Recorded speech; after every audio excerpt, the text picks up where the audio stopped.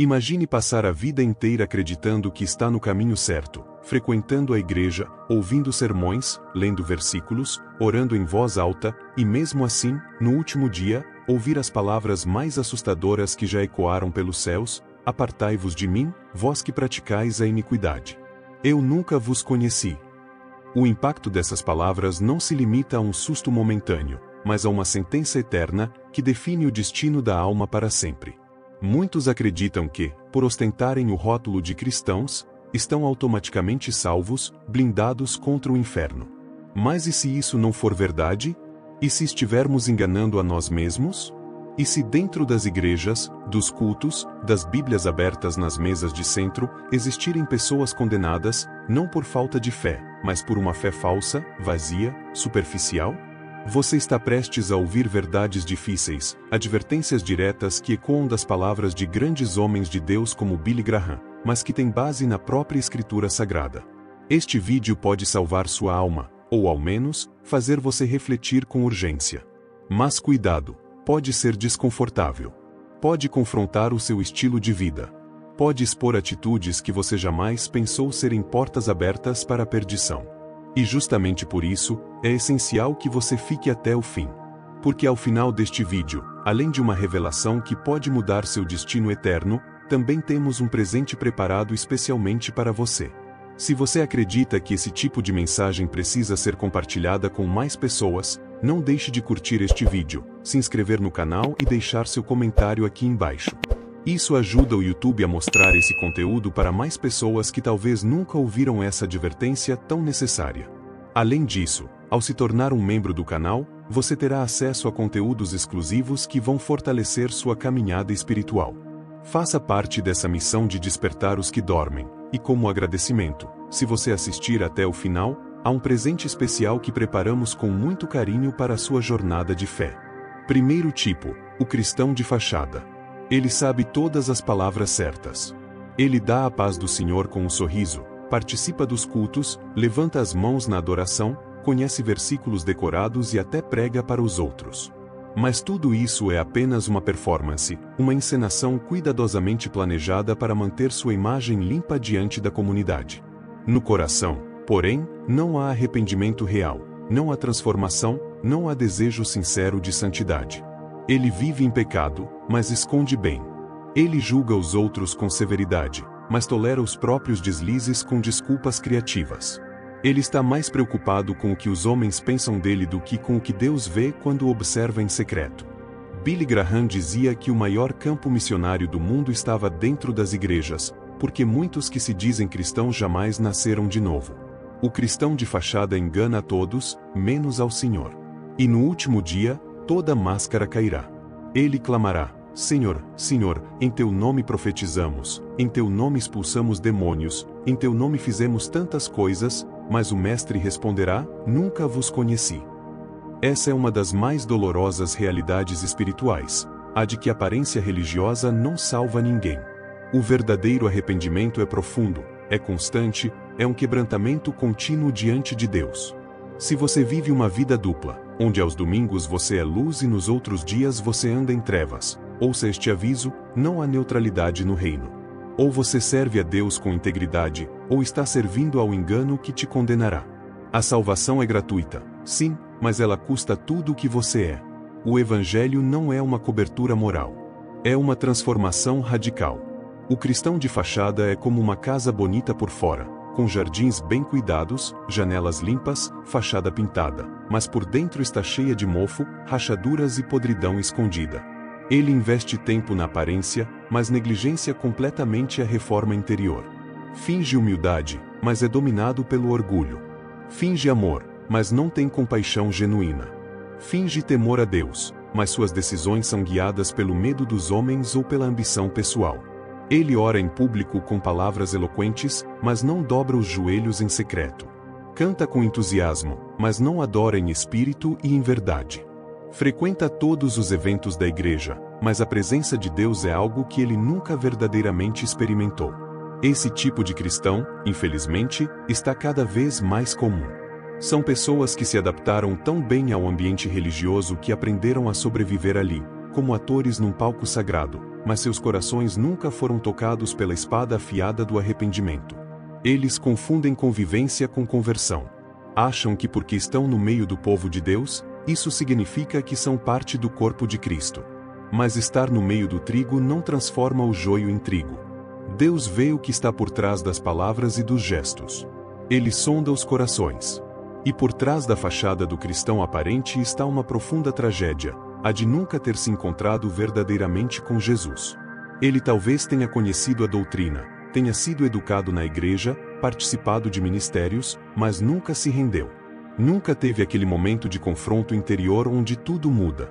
Nunca chorou pelos seus pecados, nunca clamou por misericórdia com o coração rasgado, nunca desejou com todo o ser transformado. Vive de regras, de liturgias, de costumes, mas está espiritualmente morto. Pior ainda, ele acha que está salvo. Ele se considera justo, compara-se com os piores e pensa, eu não sou como aquele lá fora. Mas esse autoengano é o abismo mais perigoso que existe. Jesus denunciou esse tipo de comportamento com dureza nos fariseus, homens que jejuavam, davam o dízimo, ensinavam a lei, mas que estavam cheios de hipocrisia. Sepulcros caiados. Bonitos por fora, podres por dentro. Esse tipo de cristão pode até emocionar os outros com seus discursos, pode liderar grupos, pode ser admirado na comunidade de fé, mas no mundo espiritual, ele é reconhecido como alguém sem identidade em Cristo.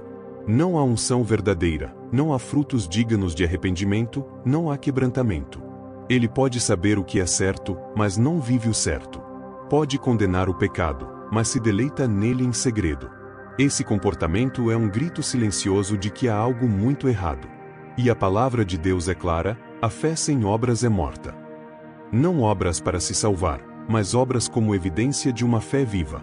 E a maior obra de um coração regenerado é a transformação constante. A santificação não é uma opção. É a marca dos que realmente nasceram do Espírito. Se você está ouvindo essas palavras e algo dentro de você começa a inquietar-se, talvez seja a hora de parar tudo e refletir.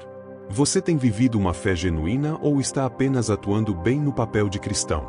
Suas lágrimas são sinceras? Seu louvor é verdadeiro? Seu compromisso com o Senhor é real? Ou você apenas repete os rituais, sem que haja vida neles? Não há pecado que Deus não possa perdoar, mas o orgulho espiritual, o achar que está tudo bem quando não está, é um dos maiores impedimentos para a graça. Deus resiste aos soberbos, mas dá graça aos humildes. É necessário abrir mão da imagem, da reputação, do status. É preciso descer, se esvaziar, se render de verdade. A palavra de Deus nos chama ao arrependimento diário, à autoanálise constante, à santificação contínua. A jornada com Cristo não é sobre se parecer com um cristão, mas sobre se tornar semelhante a Cristo. E isso não acontece nos holofotes, mas no secreto, no quarto, nas madrugadas de oração, nos momentos de confronto com a palavra, nas lágrimas que ninguém vê. A salvação é pela graça, sim, mas é para quem crê com o coração e confessa com a boca, não com aparência, mas com verdade. E a verdade dói, mas liberta. Por isso, esse tipo de cristão precisa urgentemente se examinar. Deus não será enganado. No grande dia, não importará quantas pregações você ouviu, quantas vezes você participou da Santa Ceia, quantos ministérios você frequentou. A única coisa que importará é, você foi transformado? O Espírito Santo habitava em você? Houve frutos? Você amou a Deus sobre todas as coisas e ao próximo como a si mesmo? Segundo tipo, o cristão que ama o mundo. Ele diz que ama a Deus, mas seu coração pertence às coisas desta terra. Sua mente está mergulhada em vaidades, seus desejos são carnais, suas ambições não se diferem das do homem natural. Ele busca fama, dinheiro, conforto, prazeres, e quando vai à igreja, quer apenas que Deus abençoe seus planos egoístas. Ele enxerga Deus como um meio para alcançar aquilo que seu coração já colocou como ídolo. E tudo parece funcionar, porque Deus é misericordioso, e muitas vezes responde até mesmo em meio à nossa imaturidade. Mas esse cristão não se converteu de verdade. Ele apenas adaptou sua linguagem, ajustou seu vocabulário, mas seu interior permanece inalterado. A Bíblia é clara: amizade com o mundo é inimizade contra Deus. Quem ama o mundo, o amor do Pai não está nele. A música que ouve, os filmes que assiste, os valores que defende, o estilo de vida que cultiva, tudo grita a favor de um sistema anticristão. Ele se ofende quando confrontado, ele foge da pregação dura, ele procura igrejas que não falem sobre pecado, apenas sobre prosperidade e bênçãos. Billy Graham já alertava que um cristianismo sem cruz é um cristianismo sem Cristo. E muitos hoje querem a coroa, mas rejeitam a cruz. Querem o céu, mas não querem abrir mão do inferno que já abraçaram.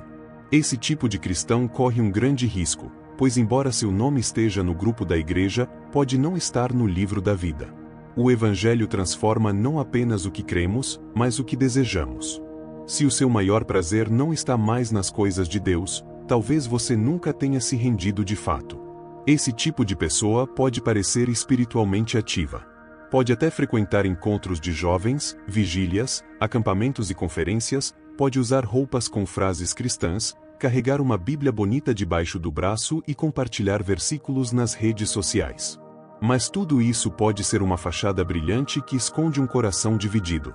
Durante o culto, suas mãos estão levantadas, mas durante a semana, sua alma está prostrada diante dos altares modernos, status, influência, prazeres imediatos, aceitação social. Ele diz: Deus conhece meu coração.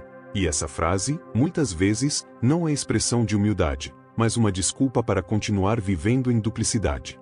Sim, Deus conhece mesmo o coração, e é justamente por isso que ele não se deixa enganar pelas aparências. Ele sonda o mais íntimo do ser, discerne intenções, revela motivações e separa aquilo que é santo daquilo que é profano. Esse cristão que ama o mundo tenta manter um pé no altar e outro na balada, tenta cantar louvores com os lábios e músicas profanas com o mesmo fôlego, tenta orar pedindo proteção, ao mesmo tempo, se expor voluntariamente ao pecado. Ele quer a bênção de Deus, mas sem a renúncia do eu. Quer vitória sem batalha, colheita sem semeadura, ressurreição sem morte para o mundo. E o mais perigoso é que esse amor pelo mundo nem sempre é explícito. Às vezes ele se esconde em decisões aparentemente neutras. Está nas prioridades invertidas, no tempo gasto em entretenimento e nas desculpas para evitar o serviço a Deus. Está na forma como administra o dinheiro, no uso das redes sociais, nas amizades que cultiva, nos sonhos que persegue. Muitos dizem, não é pecado, mas esquecem que a vida cristã não se resume a evitar o pecado, e sim a buscar a santidade. O cristão verdadeiro não vive apenas fugindo do mal, ele corre em direção ao bem. E o amor pelo mundo é sutil. Ele se disfarça de liberdade, mas é escravidão disfarçada. Ele se apresenta como autenticidade, mas é apenas rebelião disfarçada de personalidade. Ele se veste de equilíbrio, mas é, na verdade, tibieza espiritual. É possível que esse tipo de cristão conheça doutrinas, entenda teologia, participe de ministérios e ainda assim tenha o coração completamente fascinado por este século. Paulo advertiu Timóteo sobre Demas, que o abandonou por ter amado o presente mundo. Essa história se repete todos os dias. Jovens e adultos, homens e mulheres, pessoas com potencial para fazer a diferença no reino, mas que trocaram a eternidade por uma vida confortável e vazia. Esse amor pelo mundo é traiçoeiro porque vai se infiltrando devagar. Primeiro, você cede em pequenas coisas, dizendo, não tem nada demais. Depois, começa a justificar comportamentos duvidosos com argumentos sentimentais. Em pouco tempo, sua sensibilidade espiritual diminui, a voz do Espírito Santo é abafada, e você começa a chamar de religiosidade aquilo que antes era reverência. Perde o temor. Perde a paixão. Perde a convicção. O mundo entra devagar, como um veneno silencioso, e quando você percebe, já está mais parecido com ele do que com Cristo. A linguagem ainda é religiosa, mas o estilo de vida é mundano. E isso não passa despercebido aos olhos do Pai. Ele está à procura de verdadeiros adoradores, aqueles que o adoram em espírito e em verdade. E não há verdade onde há duplicidade. Não há adoração onde há idolatria. O cristão que ama o mundo precisa entender que não é possível servir a dois senhores. Ou ele se entrega totalmente a Deus, ou será dominado por tudo aquilo que diz não controlar. É tempo de examinar-se profundamente. Não basta dizer eu amo a Deus. É preciso provar esse amor com obediência, com renúncia, com fidelidade mesmo quando ninguém está olhando. A fé genuína não busca o aplauso do mundo. Ela não se ajusta à cultura para ser aceita. Ela não dilui a verdade para evitar confronto. O verdadeiro discípulo de Jesus carrega sua cruz, ainda que isso signifique perder seguidores, amigos, oportunidades e conforto. Amar a Deus exige romper com o mundo. E isso dói. Isso custa. Isso assusta. Mas é o único caminho que conduz à vida. E se você perceber que seu coração se inclinou demais para os valores terrenos, há uma boa notícia: ainda há tempo de voltar. Ainda há graça disponível para quem se arrepende de verdade. Ainda há sangue que purifica, há perdão que restaura, há um pai de braços abertos esperando o filho que decide deixar os porcos e voltar para casa. Terceiro tipo: o cristão que não perdoa. Ele guarda mágoas como se fossem troféus. Ele coleciona ofensas e repete as histórias com gosto, como se alimentar do rancor lhe desse sentido. Ele ora, sim, mas com o coração endurecido. Louva, mas com a alma contaminada. Ele lê os textos sobre perdão e diz que é difícil, mas não move 1 centímetro em direção à reconciliação. Jesus foi direto: se não perdoardes aos homens as suas ofensas, tampouco vosso Pai perdoará as vossas. Não há interpretação alternativa, não há exceção teológica.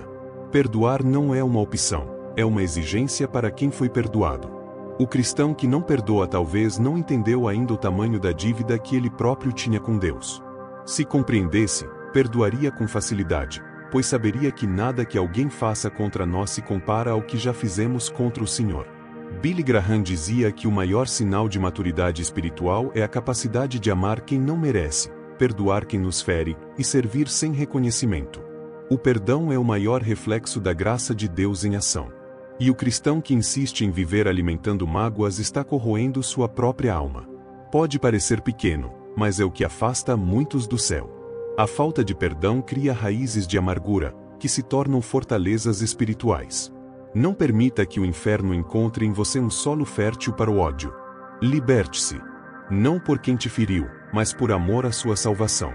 Mas por que é tão difícil perdoar? Talvez porque o ego clama por justiça imediata, por retribuição, por um pedido de desculpas que nunca veio. Talvez porque o orgulho não suporta a ideia de liberar alguém que não merece.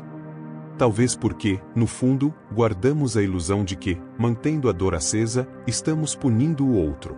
Mas a verdade dura e crua é que guardar rancor é tomar veneno esperando que o outro morra. E muitos cristãos estão morrendo espiritualmente, aos poucos, silenciosamente, por não liberarem perdão. Estão adoecendo na alma. E essa doença, embora invisível aos olhos humanos, é nitidamente perceptível aos olhos espirituais. O rosto perde o brilho, a voz perde a doçura, o coração perde a leveza. O peso da mágoa impede o voo da fé. Como voar em oração, como se elevar em adoração, quando se está preso às correntes do ressentimento? Há cristãos que, com lágrimas nos olhos, pedem a Deus por avivamento, mas se recusam a perdoar a sogra, o irmão da igreja, o colega de trabalho, o pai ausente, a mãe crítica, o amigo que traiu, o pastor que decepcionou. Querem fogo do céu, mas andam com gelo no coração. Querem mover de Deus, mas bloqueiam o fluir do Espírito com a dureza de alma. E o mais assustador é que muitos nem percebem que estão espiritualmente estagnados. Acostumaram-se a uma vida cristã rasa, sem alegria plena, sem paz duradoura, sem intimidade com Deus. E acham que isso é normal. Mas não é. O cristão que não perdoa está com a ponte da oração quebrada. Ele até fala, mas não é ouvido. Clama, mas há um céu de bronze. Não porque Deus seja indiferente, mas porque Ele estabeleceu um princípio imutável. A misericórdia que você oferece aos outros é a mesma que receberá. O perdão não é um sentimento, é uma decisão. É um ato de vontade que muitas vezes contraria o que se sente. Perdoar não é dizer que o que o outro fez está certo. É reconhecer que você não quer mais carregar aquele peso. É romper o ciclo de dor que insiste em aprisionar a sua alma. É declarar, com autoridade espiritual, eu não sou mais escravo dessa mágoa. É olhar para a cruz e lembrar que, mesmo sem merecer, você foi perdoado. E isso muda tudo. A cruz é o maior escândalo da história, o inocente morrendo pelos culpados. E o perdão é o eco desse escândalo na vida do cristão. Quando você perdoa, está encenando, diante do mundo espiritual, uma peça celestial chamada graça. E o inferno treme quando um cristão escolhe perdoar, porque ali está a prova de que o amor venceu. Muitos, porém, vivem agarrados à ferida como se ela os definisse. Tornam-se especialistas em narrar a dor, em repassar mentalmente cada detalhe da traição, da injustiça, da humilhação. Tornam-se cronistas da própria tragédia. E o problema é que, enquanto fazem isso, impedem Deus de escrever um novo capítulo. O altar do coração permanece ocupado pelo ídolo da amargura. E Deus não divide seu trono com ninguém. Se há alguém que você ainda não perdoou, então há uma área da sua vida onde Cristo ainda não reina plenamente. E isso deveria nos levar ao temor. Porque não importa o quanto alguém pareça espiritual, se a base do seu coração é o rancor, tudo o mais é fachada. O perdão não é a cereja do bolo da vida cristã, ele é o alicerce. E não pense que perdoar é fácil. Nem Jesus disse isso. Ele apenas disse que é necessário. E, na prática, o perdão se constrói passo a passo. Às vezes é um processo. Às vezes é uma batalha diária contra o desejo de vingança. Mas o Espírito Santo é especialista em reconstruir corações feridos. Ele é o Consolador não apenas para quando perdemos alguém, mas também para quando perdemos a paz por causa de uma mágoa. Ele restaura. Ele cura. Ele capacita. Não importa se a ferida tem anos ou dias, o perdão é sempre possível, desde que o coração se disponha a obedecer. E obedecer a Deus quando tudo em nós grita o contrário é o verdadeiro ato de fé. É dizer: Senhor, não consigo com minhas forças, mas eu confio em Ti. O cristão que não perdoa está se autossabotando espiritualmente. Está impedindo a si mesmo de avançar, de amadurecer, de experimentar a plenitude da comunhão com Deus. Está plantando uma colheita amarga. E mais cedo ou mais tarde, essa colheita chega. Pode vir em forma de relacionamentos quebrados, de insatisfação constante, de fracasso emocional, de barreiras invisíveis que parecem impedir tudo de fluir. E ele se pergunta: por que nada dá certo? E a resposta está no coração. Porque tudo que é travado por dentro, mais cedo ou mais tarde, se reflete por fora. O perdão destrava, libera, liberta, transforma. Onde há perdão, há leveza. Onde há perdão, há paz. Onde há perdão, há Deus. Não é coincidência que Jesus, pendurado na cruz, sangrando, abandonado, traído, tenha escolhido usar seus últimos fôlegos para dizer: Pai, perdoa-lhes. Ele poderia ter dito qualquer coisa, mas escolheu ensinar, mais uma vez, que o perdão é o caminho. E se ele, o mais santo, o mais puro, o mais justo, pôde perdoar seus algozes, quem somos nós para nos acharmos acima disso? Quem somos nós para negar ao próximo o que Deus nos concedeu gratuitamente? O céu inteiro se mobilizou para perdoar nossos pecados. E nós, às vezes, não conseguimos sequer mover os lábios para dizer: eu te perdoo. Que incoerência brutal! Que demonstração de orgulho mascarado de dor! Quarto tipo: o cristão que não obedece. Ele lê a Bíblia, mas escolhe o que seguir. Ele ouve a voz de Deus, mas decide com base em sua conveniência. Ele chama Jesus de Senhor, mas vive como se fosse seu próprio Deus. Ele está acostumado a racionalizar o pecado, a justificar sua desobediência com frases como: Deus conhece meu coração, ninguém é perfeito ou estou tentando. A obediência parcial, no entanto, é desobediência. E Deus não negocia sua santidade. O cristão que escolhe quais mandamentos seguir e quais ignorar está criando um evangelho sob medida, adaptado ao seu gosto. Mas o verdadeiro discípulo de Cristo é aquele que obedece, mesmo quando é difícil, mesmo quando dói, mesmo quando custa algo. Billy Graham disse certa vez: ser cristão é seguir a Cristo, não apenas admirá-lo. Muitos hoje admiram Jesus como um sábio, um mestre, um exemplo, mas não se submetem a ele como Senhor. E no reino, ou Jesus é tudo, ou não é nada. O cristão que não obedece é como a casa construída sobre areia, parece forte até que venham as tempestades. E elas virão. E quando vierem, somente os que ouviram e praticaram permanecerão de pé. Esse tipo de cristão vive numa ilusão perigosa, confortável, mas mortal. Ele se contenta com uma fé superficial, um compromisso morno, uma espiritualidade estéril. Frequenta cultos, canta louvores, talvez até sirva em algum ministério, mas não se submete verdadeiramente ao senhorio de Cristo. Há um abismo entre conhecer a verdade e viver a verdade, e é nesse abismo que muitos se perdem. Eles acreditam estar no caminho certo porque possuem informação, mas lhes falta a transformação. Acham que saber sobre Jesus é o mesmo que estar com Jesus, quando na verdade, o verdadeiro relacionamento com Cristo exige entrega, renúncia e, acima de tudo, obediência total. Não existe meio caminho quando o assunto é seguir o Salvador. Ou estamos crucificando o eu, ou estamos exaltando o ego. O problema é que a desobediência, muitas vezes, vem disfarçada de boas intenções. É sutil. É racionalizada. É envolta em uma camada de religiosidade que a torna aceitável aos olhos humanos, mas totalmente condenável aos olhos de Deus. Eu oro todos os dias, dizem alguns. Eu ajudo os pobres, dizem outros. Mas ignoram os princípios do reino quando esses princípios colidem com seus desejos pessoais. Se Deus diz perdoe, eles dizem mas você não sabe o que fizeram comigo. Se Deus diz não se una em jugo desigual, eles dizem mas o amor é maior que tudo. Se Deus diz negue-se a si mesmo, eles respondem mas eu mereço ser feliz. Assim, criam uma espiritualidade sob demanda, onde o centro já não é mais Jesus, mas sim o próprio conforto, o próprio prazer, o próprio entendimento. Tornam-se senhores do Evangelho que deveriam servir. E a verdade nua e crua é que o Evangelho não foi feito para agradar. Ele foi feito para transformar.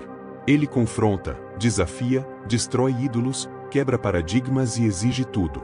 E o cristão que não obedece está recusando essa transformação. Está rejeitando o poder regenerador da graça. Está insultando o sacrifício de Cristo ao escolher o caminho da conveniência em vez da cruz. E a cruz não é confortável. A cruz dói. A cruz exige sangue, suor e lágrimas. A cruz é morte para o ego, para o orgulho, para os desejos impuros. Mas é também através dela que se encontra a verdadeira vida, a verdadeira paz, a verdadeira liberdade. Quando um cristão escolhe obedecer apenas ao que lhe convém, ele se torna um juiz do próprio Deus. Ele avalia os mandamentos do Altíssimo como se fossem sugestões. Ele assume um papel que nunca lhe pertenceu, o de definir o que é certo e errado com base em sua própria ótica limitada.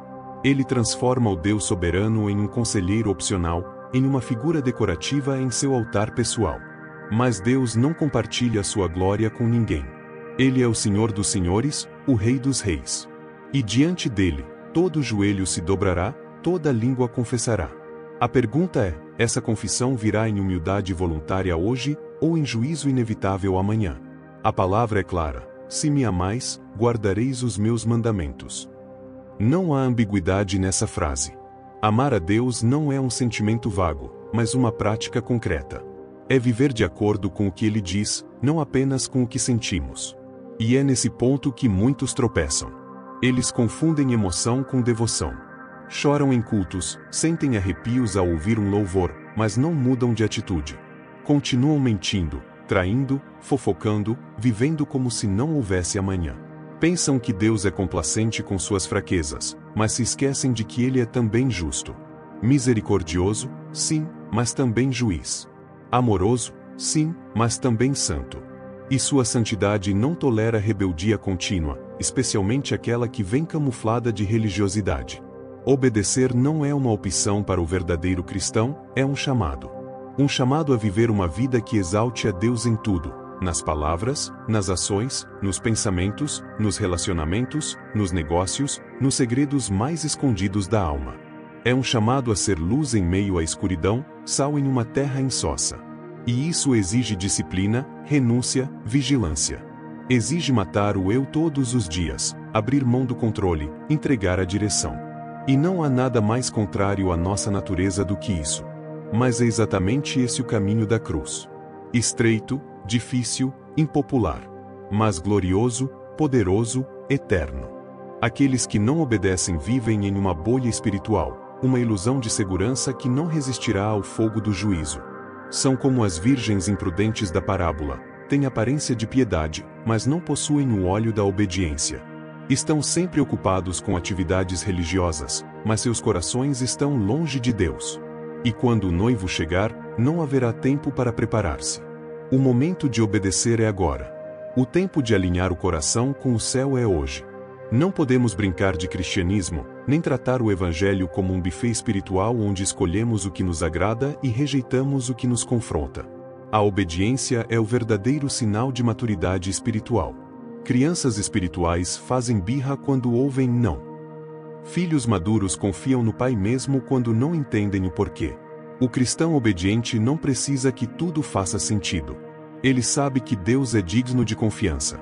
Ele obedece mesmo na dor, mesmo no silêncio, mesmo na dúvida. Porque ele conhece o caráter do Deus a quem serve. Ele sabe que por trás de cada ordem divina há amor, propósito e graça. Ele sabe que a obediência, embora difícil, é o caminho para uma vida abundante. Não necessariamente fácil, mas plena. Não isenta de lutas, mas cheia de paz. O cristão que não obedece se priva das maiores bênçãos do reino. Ele vive na periferia da fé, sempre assistindo de longe o que Deus está fazendo na vida dos outros, mas sem experimentar isso em sua própria vida. Ele coleciona promessas não cumpridas, não porque Deus não seja fiel, mas porque ele não se posiciona para recebê-las. A promessa está condicionada à obediência. E quem obedece caminha debaixo do favor de Deus. Quem obedece vê o mar se abrir, o maná cair, as muralhas ruírem. Quem obedece vive milagres. Quem não obedece, vive frustrações. Quinto tipo, o cristão que nunca nasceu de novo. Ele foi batizado, fez parte da escola dominical, conhece a liturgia, mas nunca teve um encontro real com Cristo. Ele vive uma fé herdada, cultural, familiar, mas não uma fé vivida, experimentada, transformadora. Seu coração nunca foi regenerado, seus desejos nunca foram renovados. Ele acredita em Deus, mas os demônios também creem e tremem. Nascer de novo é mais do que mudar de religião, é morrer para si mesmo e viver para Deus. É ter o coração trocado, a mente renovada, a alma incendiada pela presença do Espírito. Billy Graham pregava incansavelmente sobre a necessidade do novo nascimento, pois sabia que sem isso, todo o resto é inútil. Você pode ser membro da igreja há décadas, pode até ocupar cargos, mas se não nasceu de novo, ainda está perdido. O novo nascimento é evidenciado por frutos visíveis: amor, santidade, obediência, humildade, serviço, renúncia. Examine-se. Pergunte-se: minha vida foi transformada? Meus desejos mudaram? Meu coração é quebrantado pela palavra? Ou sigo sendo o mesmo, apenas com um verniz religioso? Não se engane, só os que nasceram de novo entrarão no reino de Deus. O cristão que nunca nasceu de novo vive uma vida com aparência de piedade, mas sem poder transformador. Ele conhece as doutrinas da fé, sabe recitar versículos, mas essas palavras não penetraram sua alma, não tocaram seu espírito. São apenas sons vazios, como música sem melodia, como um teatro onde ele interpreta um papel que nunca sentiu na carne. Ele vai à igreja, faz o que se espera dele, mas dentro de si, a chama do Espírito está apagada. Sua vida não reflete a transformação do Evangelho, mas uma repetição de gestos, um segmento mecânico das normas externas que não tem raiz em seu coração. Em sua mente, Deus é apenas uma ideia, um conceito distante. Ele pode até orar, pode até falar sobre Deus, mas o relacionamento é superficial, como um conhecimento distante e não uma experiência viva. Ele não experimenta a alegria da salvação, a paz que transcende todo o entendimento. Para ele, a fé é um fardo, uma obrigação, uma tradição familiar que ele carrega sem entusiasmo. Ele é alguém que vive na sombra da verdadeira vida, sem jamais ser tocado pela luz do Evangelho que ilumina os corações daqueles que realmente nasceram de novo. Esse cristão vive em um ciclo de tentativas e fracassos, sem compreender a razão de sua insatisfação interna. Ele busca preencher o vazio com práticas religiosas, com ações externas, mas essas coisas nunca o completam. Ele se sente vazio porque, embora fisicamente esteja na igreja, sua alma está distante de Deus. Ele se comporta como se fosse uma parte da comunidade, mas no fundo, nunca foi transformado por Cristo. Ele tenta agradar a Deus de fora para dentro, mas o verdadeiro evangelho exige uma transformação de dentro para fora. E quando isso não acontece, tudo o que ele faz se torna vaidade. O novo nascimento é uma experiência pessoal e única. Não é algo que se herda, mas algo que se vive. Quando alguém é verdadeiramente nascido de novo, sua vida nunca mais é a mesma. Ele não precisa ser lembrado de fazer boas obras, ele as faz porque seu coração foi mudado. Ele não precisa ser forçado a amar, a servir, a obedecer. Esses são frutos naturais de uma alma regenerada. O cristão verdadeiro não só crê em Deus, ele sente uma conexão profunda e íntima com Ele. Não é mais uma questão de dever, mas de desejo. O desejo de agradar a Deus se torna um motor que move sua vida, e cada atitude, cada ação, cada pensamento se torna uma oferta ao Senhor. Porém, o cristão que nunca nasceu de novo continua em um ciclo de religiosidade sem transformação. Ele pode até ser uma pessoa de boa índole, pode se esforçar para seguir a moral cristã, mas sua vida nunca reflete o poder do Espírito Santo. Ele nunca experimenta o gozo de ser verdadeiramente liberto do pecado, da culpa, da vergonha. Ele pode até lutar contra a tentação, mas em seus próprios esforços, ele sempre falha. Ele nunca se sente completamente em paz consigo mesmo, porque sabe, no fundo, que algo está faltando. O Espírito Santo não habita em seu coração. Ele nunca teve aquele encontro definitivo com Cristo que muda tudo. Sua religião é uma religião de obras, mas as obras não são suficientes para transformá-lo. Talvez ele até tenha começado com boas intenções, talvez tenha se envolvido na vida da igreja e tentado seguir os princípios cristãos, mas sem o novo nascimento, tudo se torna um esforço em vão. Ele se encontra preso em um ciclo de comportamentos religiosos que não tem o poder de transformar sua vida de maneira real.